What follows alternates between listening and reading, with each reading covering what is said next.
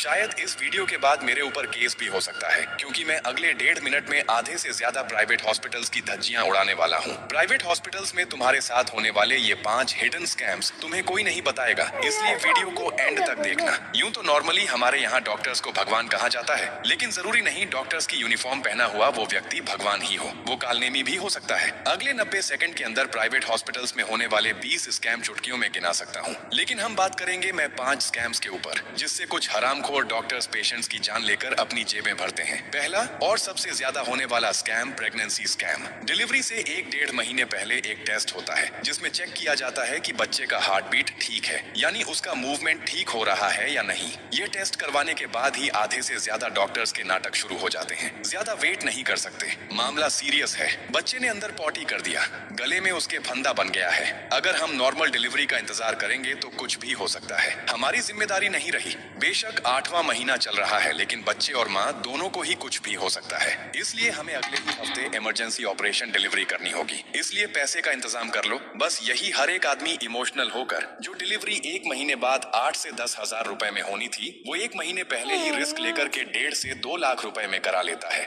दूसरा, health insurance policy scam.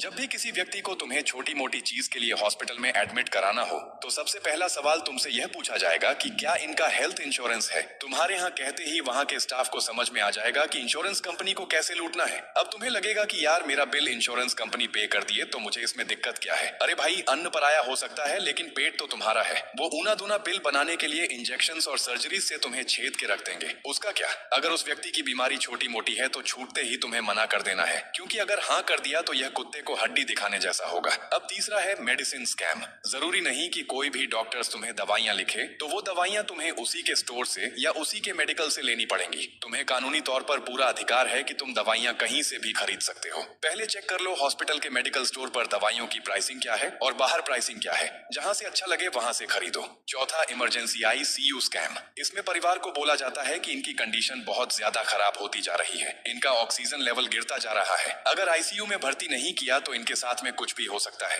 अब यहाँ कितना भी गरीब आदमी हो, वो अपने फैमिली मेंबर को बचाने के लिए तुरंत ही ICU में भर्ती करने के लिए हाँ कह देगा, और यहीं शुरू हो जाएगा डॉक्टर्स के चार्जेस का नंगा नाच। ICU में bed charges, monitoring charges, oxygen charges, nursing charges, doctor charges, uses of equipment charges और भी ना जाने कितने चार्जेस को बिल में ऐड करके उस बेचारे की खून पसीने की कमाई को चूस जाएंगे ये हरामखोर। अब पांचवा और सबसे मेन ओवर प्राइसिंग स्कैम, जो ज्यादातर लोगों के साथ में होता है जब तुम हॉस्पिटल से डिस्चार्ज ले रहे होते हो। इसमें